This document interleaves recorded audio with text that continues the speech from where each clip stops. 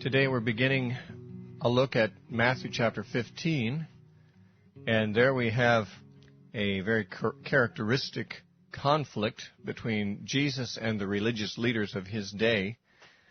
Jesus was not at all religious, if by religious we refer to ceremonies and rituals that are considered to have spiritual value, but which are really just traditions of some ecclesiastical organization.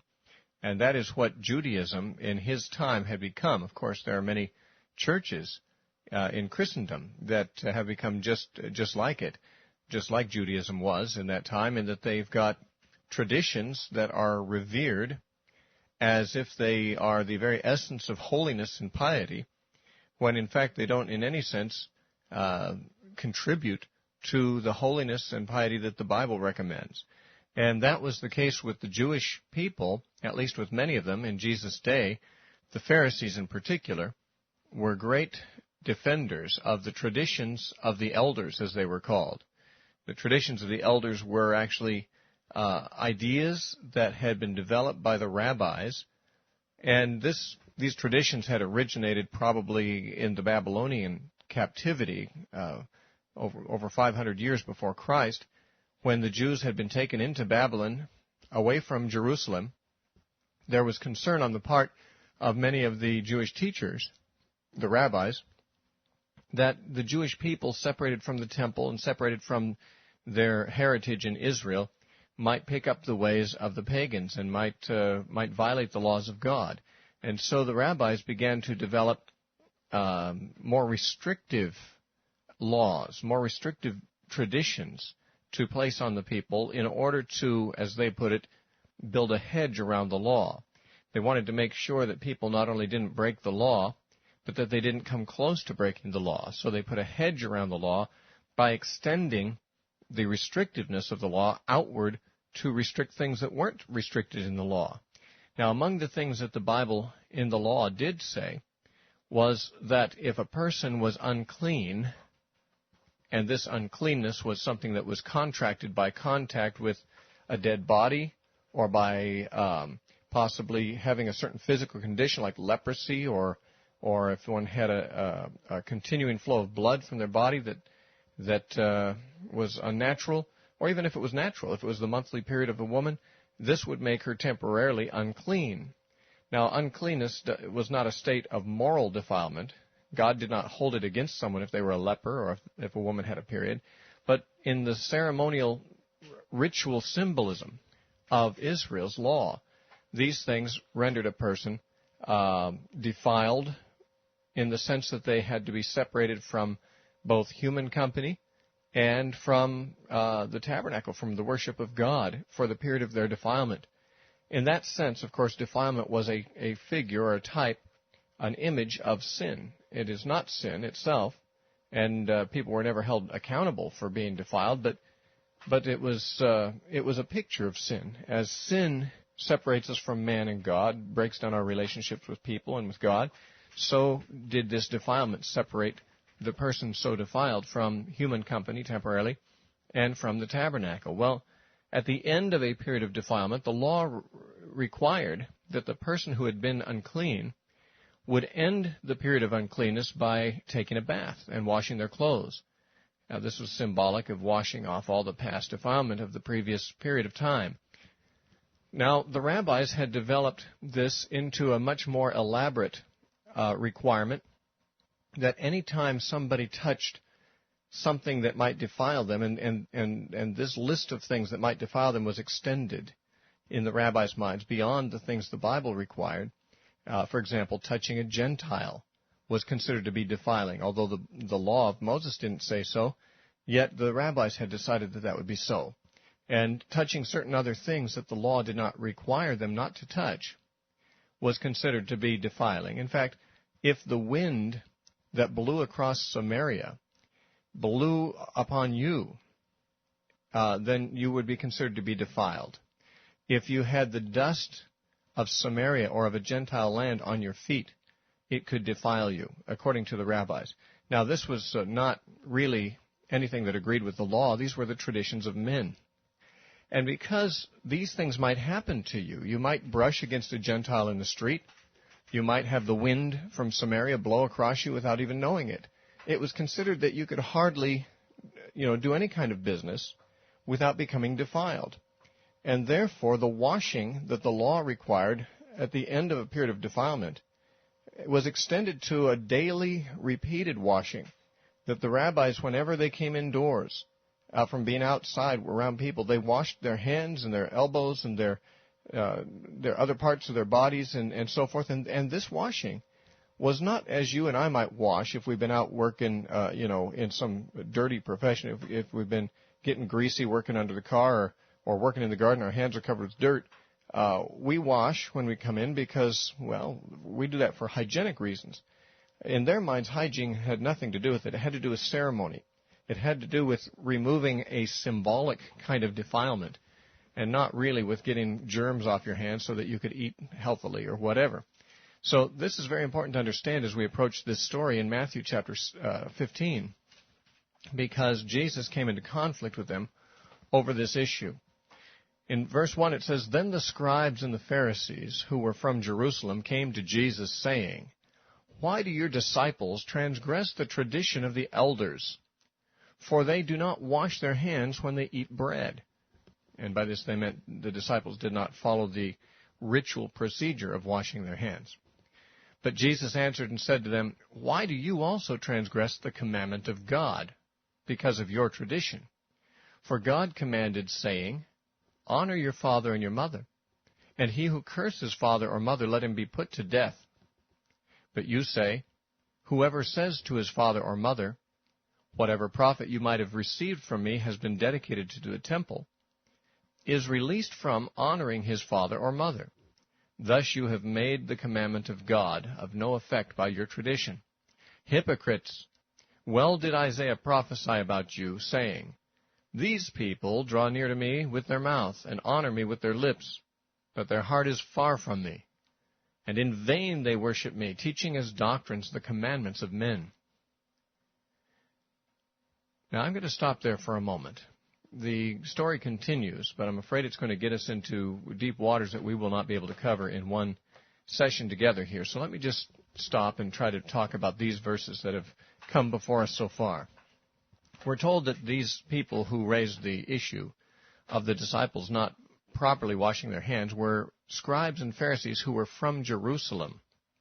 Now, these men might have been from Jerusalem, passing around through Galilee on some business legitimately, but in all likelihood, these were spies that were sent from Jerusalem. Jesus was a controversial character. It was well known, first of all, that thousands of people were following him. Secondly, it was well known that he was not at all on the team with the chief priests at the temple, nor on the team with the Pharisees, who were a different religious group. But these two groups, the chief priests and the Pharisees, would have been the most influential leaders in religion of Judaism at that time, though they were of different parties because the chief priests were largely Sadducees, and that was a rival party to the Pharisees. But the Pharisees, they were curious to know what he was doing, and already before this time they were plotting to kill him. And so they were always looking for something to find fault with him about. And here they find something. This time it's not something that Jesus is doing particularly, but it's a sloppiness in terms of keeping the traditions of the elders on the part of his disciples. Now the assumption is that if a rabbi is a good rabbi, those who follow his teaching will be exemplary in terms of following the law of God and so forth. Now if Jesus was really a good rabbi, he would be more concerned than he appeared to be about these disciples eating without following the traditional hand-washing customs. And so the criticism came to him about the disciples. "Why do your disciples transgress the tradition of the elders? For they do not wash their hands when they eat bread." Now, it's possible that the disciples didn't wash their hands at all when they ate bread, because remember, in those days, people were not aware, as we all are today, of the source of disease. Disease is caused, of course, by microbes for the most part, and these microbes were not even known to exist before the days of Pasteur. And even in Pasteur's day, many of his contemporaries laughed at him when he suggested that there were invisible little microorganisms that were causing infection and disease. And this was only, a couple centuries ago? Now, 2,000 years ago, people didn't have a clue what caused disease. Some people had superstitious ideas, and some people just probably had a blank in their mind and just thought it was bad luck. But people did not wash their hands in those days before they ate for the purpose of avoiding disease, because they had no idea about the relationship of disease and filth on the hands or anywhere else in the house or whatever. The problem here was that the disciples were not following the custom, and washing the hands in this case was quite elaborate. The Pharisees would pour the water over one hand as it was positioned in a certain way, and then position it another way and pour it down over the elbow and do the same with the other hand. And it was all really standardized. The disciples were not religious men. They were fishermen and tax collectors and so forth. They didn't come from a religious background. They'd never been of the party of the Pharisees, and therefore they never really had been at pains to learn these rituals.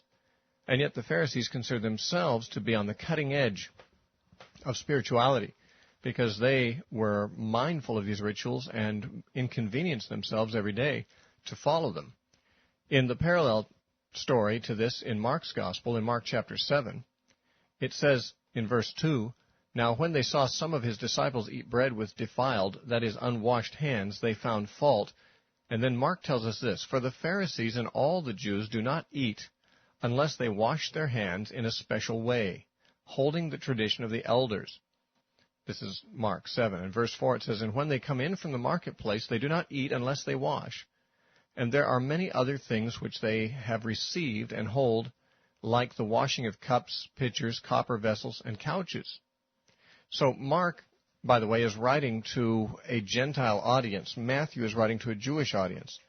When Matthew tells us that Jesus' disciples received criticism for not washing their hands in a ritual way, Matthew is writing to a Jewish audience who would have no problem understanding the nature of that complaint.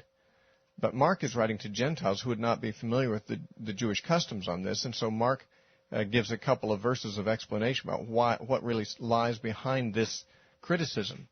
Anyway, the criticism was, why do your disciples transgress the tradition of the elders? And Jesus comes back at them in verse 3, Matthew 15:3, by saying, why do you also transgress the commandment of God? Because of your tradition. Now, which is a more severe criticism, that a person transgresses the tradition of the elders, or that a person transgresses the commandments of God? Obviously, the authority of the elders, who are human, is all that lies behind the one, the traditions, and the authority of God himself lies behind his commandments. Now, Jesus says, now you folks, you are, as it were, straining at a gnat and swallowing a camel.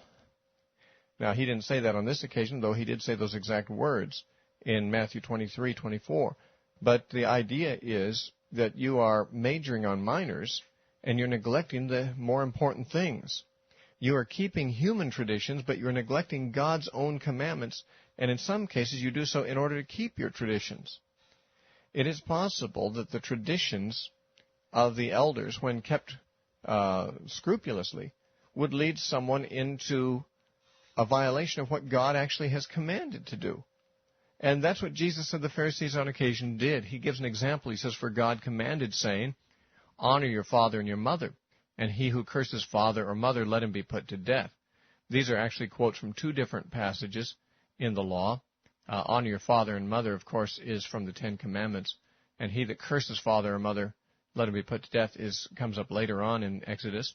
But it says, but you say, whoever says to his father or mother, whatever profit you might have received from me has been dedicated to the temple, that person is released from honoring his father and his mother.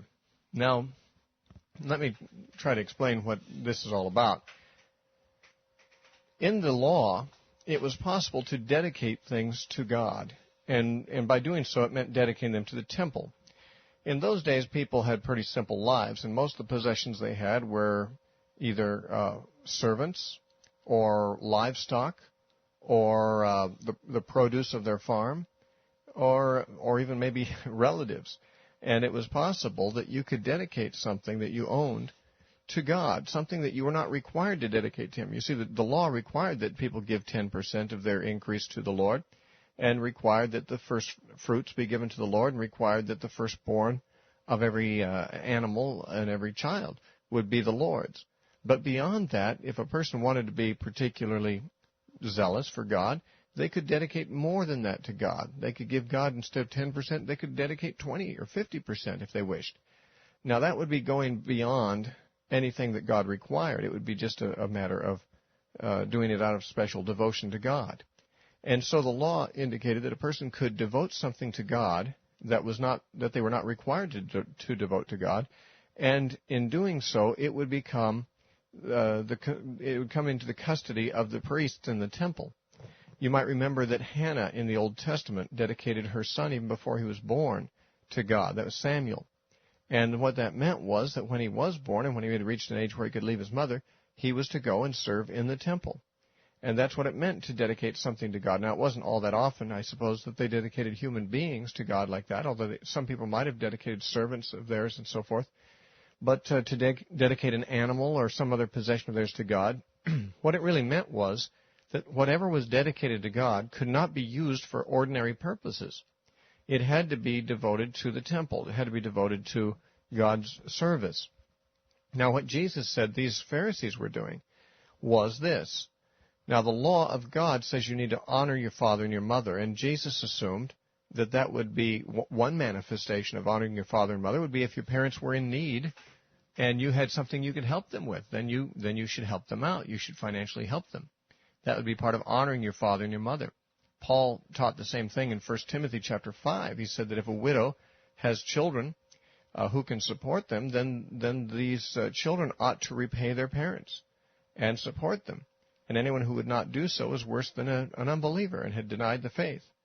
So it's very clear that honoring one's parents includes helping your parents when they are in need and you have the ability to help them.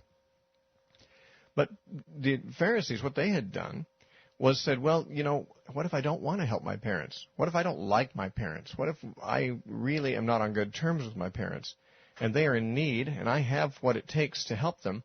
Well, what I could do is this surplus I have of goods. Now, most people didn't so much have surplus of money as they had their possessions were in the form of livestock and grain and so forth. They could say, well, these extra cattle I have, which I could, of course, use to help my parents out. I could sell them or give them to my parents. I'll dedicate them to the temple instead. And by doing so, it would mean that I couldn't give them to my parents. They can't be used for ordinary purposes like that. And, of course, he didn't even have to give them to the temple right away. He could say, I've dedicated these to the temple, and say, but I'll, of course, a few years from now, I'll give them to the temple. In the meantime, he might, get calves from them and be enriched by keeping them. And he would not be helping his parents because he claimed that these things were dedicated to God. Now, I think it's possible for that to happen today, for people to find religious excuses for not doing what God says to do. You see, by dedicating these things to God, they were seeming pious, but they were neglecting the command of God that said to honor your father and mother. I have known wives who do not submit to their husbands, although the command of God is that they should, because they feel like their husbands are not spiritual enough and that they, the wives, are doing something more religious, something more godly than what obeying their parents obeying their husbands would be. Their religious work or whatever, even though their husbands may disapprove of some of it. There are women who feel, well, I'm going to have to go over my husband's head on this one because I'm dedicating this service to God. When I was a teenager, I had long hair, and I was in a Christian rock band. And my parents didn't like my long hair, and I felt like, well, that's their problem. This is for God. This is a ministry thing. This is dedicated to the Lord. And, I had an argument with my father about that once when I was 17 years old, and I left that argument, went into my room, and opened my Bible for my nightly Bible reading, which I did every night, and I came to this story. And I found this story of these people who, instead of giving their parents what their parents needed and desired, they dedicated that to God so that they wouldn't have to honor their parents. And I realized that that's exactly what I was doing. And, of course, I went out and cut my hair after that because I was saying this long hair, that's dedicated to God. It's for the use of the ministry. But, in fact, it was kept at the expense of honoring my parents. So people need to see whether they are using religious excuses for violating the commands of God. Jesus said that by doing this, the Pharisees, as he put it, you have made the commandment of God of no effect by your tradition. That is, you've kept it something, a religious tradition, and made God's word have no effect in your life. Traditions can nullify the word of God in your life, and you don't want that to happen. Jesus said, hypocrites, well did Isaiah prophesy about you. Now, Isaiah really prophesied about his own generation, but Jesus is saying that the Jews of his generation were exactly like those of Isaiah's generation, about whom Isaiah said, these people draw near to me, this is God speaking, with their mouth, and they honor me with their lips, but their heart is far from me. They act religious and they keep religious traditions, but their hearts are not really devoted to obeying God and paying the price of dying to themselves and doing what God really wants them to do. Instead, they use religion as an excuse to do what they want to do. And Isaiah continues with God speaking, and in vain they worship me, teaching for doctrines the commandments of men. Now, notice what Jesus said, and he's quoting Isaiah, but Jesus approves of it. There are people who worship God. They sing praises to God. With their mouths they draw near to him, but their heart's not really with him, and their worship of him is in vain, because they are following religious traditions rather than obeying what God said. You know, there are traditions of every denomination. There's even charismatic traditions, and they come and go. But the thing is that any tradition, religious, denominational, or whatever, if it makes you think that you are spiritual because you're keeping that tradition, but you neglect what God has actually said to do, then you are worshiping God, according to Jesus, in vain. That means you're worshiping emptily. God does not accept it. You're putting out the effort. You're doing the work of worship, but it's empty. God does not accept it. You're worshiping in vain. Wouldn't that be a terrible thing, to stand before God someday and say, God, I worshiped you. I cast out demons in your name. I prophesied in your name. I did mighty works in your name, and have him say, I never knew you. That was all in vain. Well, Jesus, of course, in Matthew 7 said there will be many who will have that experience. And that is the effect of being traditional, following traditions of men and mistaking them for godliness. We're going to continue this story next time. We've run out of time this time, but we're going to see the sequel when we get back together next time.